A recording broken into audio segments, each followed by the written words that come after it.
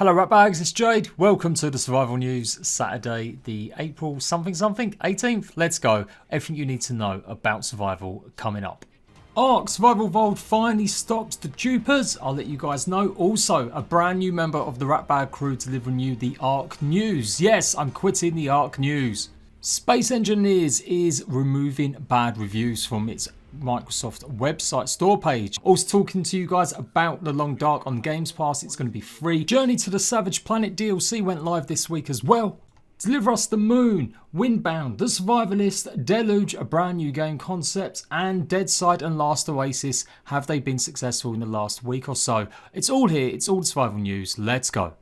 So ARK Survival Evolved have been updating the game and they are pretty confident in their new system called DPS. Dupe Protection System. It went live on PC a couple days ago and they said they was going to get out to console today. Well, it looks like they managed to do it very late last night and it has gone live across all official PvP networks including console. You guys know I'm mad about the situation with ARK Survival Evolved and what they've been doing over the last few months, not really addressing a lot of the big concerns around cheating, around duping, and a whole bunch of other stuff that's just been going wrong. Instead, they focused on DLC that didn't really come out very well, broken, buggy, and just not really fit for release.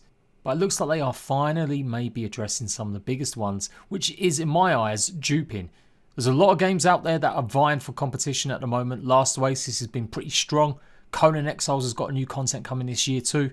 So a lot of PvP focused games are going to take away players if they don't start fixing some of their long held issues. So maybe this is the first step towards it. When you go on the actual patch notes, it doesn't actually list or say too much about the DPS system other than it's just some padding stuff where they're literally saying that the dupe items will be removed and you won't be able to hopefully dupe anymore. It recognises the dupe system items and it will instantly delete it. So I really hope this works. I really hope PvP players especially can get back to playing the game how they originally play it without cheating, without having to cheat themselves just to stay competitive. Just a little side note as well though, because I have been a little bit negative about ARK, I've decided to take a little break and I'm getting someone else to help me make some good content. Someone who's actually pretty passionate about ARK. Kia on Fire is a great YouTuber, doing pretty well for themselves. She's been making a bunch of content for a while now regarding ARK, Conan Exiles, pretty much the same sort of games that I cover.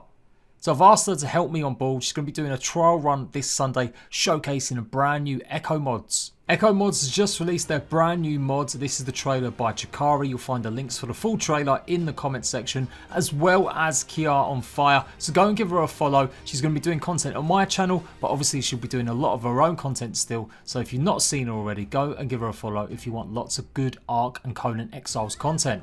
Hopefully the plan is that she'll be taking over ARK content for me in the majority, doing a nice showcase video every single weekend and covering the ARK news during the week. I will still be around, of course, if there's anything going mad, suddenly we get a brand new trailer drop or we get some big news drop about release dates, then I will still be covering some of that stuff.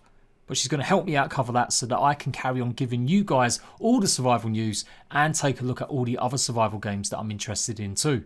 So yeah, expect that video out tomorrow and hopefully coming up in the next few weeks a lot more of Kia on Fire on my channel. Let me know though how the DPS system's been working. Do you notice it? Have you seen any of the tribes that cheat saying it's working? Obviously there's still other issues like aimbot and a bunch of other stuff, but you know, one step at a time with ARK. There is still just one contentious issue that I'm really not happy with is dedicated servers. If you don't know, once again, you can have your second Xbox or second PlayStation host servers for you. Well, there's been a number of problems ever since Genesis released. Lots of people weren't able to host a server on their second console because Wildcard pretty much took away the feature, particularly on PlayStation 4. Well, they just announced that they're bringing them back at last, but in a bit of a crap way. Only if you own an Xbox One X will you be able to host your own server, i.e. with the Genesis content particularly. And PlayStation 4, there's no dates yet about when you can return to having your second console as a server. It does seem a bit outdated, why not just using a Trado or another hosting site? But back in the day before them services were provided, it was the only way you could host your own server on console. I did it for ages. I had one, I was one of the first people to use a second Xbox as a server, and you can have up to 32 people join. So there is a big contingent of people that still use this, and a lot of them are pissed off because they had to buy PSN Plus or Xbox Microsoft Live, and it's kind of went to waste because they simply couldn't host them second servers. They've also had to buy the DLC for a second time too. The big feeling here is that Wildcard could have let people know beforehand. Instead, they launched the DLC and totally ignored the issue for at least a week, and then only addressed it and said they're hoping to bring them back soon. Well, it's nearly 8 weeks now since Genesis launched, and they've only finally getting around to fix it half-heartedly. This is why I get negative about Wildcard. I love ARK, I just don't like the way the developers do things, or certainly the people in charge. But anyway, that's just a little side note to finish off wrapping up my whinging about ARK. Kia on Fire, I'm sure is going to be delivering all the good stuff for you, but I will make a return if Wildcards do keep mucking up. A game I really enjoyed, although strictly not a survival game, Journey to a Savage Planet just launched their hot garbage DLC this week. Adds a bunch of new locations, new creatures, as well as new gadgets and devices upgrades for you to conquer the new lands. You'll be able to walk underwater with new underwater boots. Really enjoyed this game. It's the first time I've completed the game in about 18 months. So big shout out to Journey to the Savage Planet. Go and check the DLC out. There's still problems with Space Engineers. I told you guys the other day that maybe you should avoid this game. There are big problems with it. It's not adequately saying on its website that you need an Xbox X if you want to have proper co-op multiplayer. At the moment you can play with up to one other person on a base Xbox. If you want to play with up to 4 people, you need to own the Xbox X. It does not say this anywhere on the store page. Now I've covered this already, I've mentioned the poor performance of the game and the fact that you can't really build much at all because it's got a limit on it to help with performance. Keen Software are introducing rentable servers by the looks of things, or dedicated servers at least, but that's going to be some time still. To make matters even worse though, I find out today they've been deleting reviews off of the Microsoft webpage. It was sitting at a below 3 stars at 2.5. It's jumped up a little bit because there have definitely been some reviews that have been removed. Lots of the reviews that have been posted in the last 24 hours state that as well. And yeah, it's really interesting. I didn't think there was a way that you could remove some of these. I'm guessing the developer found some way to ask Microsoft to remove them, or maybe Microsoft have removed them. I don't know. But for sure, when I went through some of these reviews the other day, there were definitely a lot more 1-star reviews, and now they're not there. So that's a pretty serious thing to remove reviews from it. I would like some answers from Keen. I may even send them an email and ask what's going on. But yeah, avoid Space Engineers on Xbox for now. I will keep you guys up to date. I've been hyping this game up over the last year or so, been giving you news about when it would come. And then once I started realising that it wasn't the right time, or maybe the devs needed to do a hell of a lot more work, I kind of decided I'm just not going to cover it. I don't really want to sit here and play or even try out a game if it really is running that poorly, and that's coming from a lot of ratbags that I know play the game already. It's a bit of a beast on PC as it is, and it just looks like the developers should never have really released it on current gen and maybe waited until the next generation. Disagree me though, if you're having a bunch of fun in Space Engineers on your own, let me know. What's it like with the build limits? Also let me know that too. But yeah, stay clear of Space Engineers on console. The Long Dark is a great survival game. I've enjoyed it massively. Also, Deliver Us the Moon is not really a survival game, more of a space story-led game. But I've enjoyed that too. They're both coming to Xbox Games Pass. In fact, The Long Dark is already available on Xbox and I do believe PC too. It's a great game. I even was going to stream it or do a little mini guide for it for all the new players that are jumping on. So go and give it a shot. If you want a single player survival experience fighting off against wildlife like wolves and bears, while also obviously managing yourself in the cold, The Long Dark is definitely a bit of a harder game to get into. Put it on an easier setting for sure, but I really recommend it. It's got some great stuff. It also has a story mode in it as well, but it's a lot of the survival open world sandbox modes that a lot of people really enjoy. But either way, give it a shot. I did a let's play for it way back when, so you can find that if you look hard enough in my playlists. And Deliver Us the Moon is coming April the 24th, so a couple of weeks away, or a week away at least. But it's again another little different sort of style game. You're sent to the moon as humanity's last hope in trying to basically generate some power. You go through a mysterious set of circumstances trying to figure out what happened there, and I pretty much have still got to finish it off as I need to do the final part. So I may do that when it comes out on that day. It is coming out on other platforms too, but it will be hitting on the Xbox Games Pass when it releases on console for the first time on the 24th. Over the last few weeks I've shown you guys a bunch of new games and either trailers or just shown you some gameplay from it.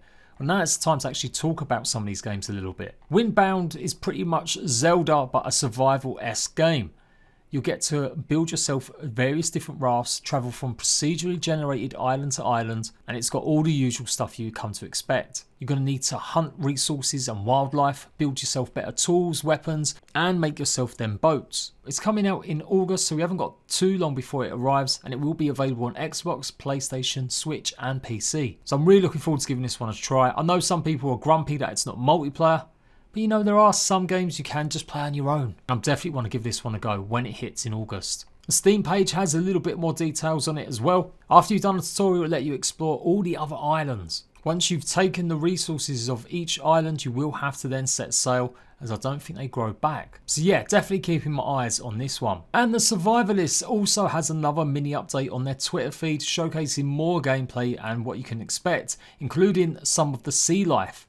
There is going to be sharks and you will be able to hunt them down for food, bones, and you can see it's working with the 4-player co-op. There's still no release date on this. They've been heavily promoting it. They've even given a copy for Dan TDM, the big huge Minecraft YouTuber, to play. So it's a bit weird they haven't actually got the release date yet. It would be good to know when we get a chance to play this. I'm looking forward to this one. I really liked the Escapist, the prison game they've had in the past. And just adding the survival mechanics to it, especially that it's co-op, I think it's going to be really cool. They've had a bunch of little teasers in the last few weeks as well, including bunny rabbits, which you hopefully catch and snare, as well as training dummies and to show you how and what you can do with certain weapons and tools. So lots of crafting, lots of stuff going on. Survivalist is going to be definitely on my channel once it comes out. Game very much in early stages, might not even come if it doesn't get some more funding probably, is Deluge. Seems pretty cool, running around, or I should say rowing around a flooded landscape, maybe raiding and trying to survive off items you find in houses. I'm hoping to see some sort of Kickstarter or something come up or appear on Steam in the future, but this is something I just kept an eye on a little bit.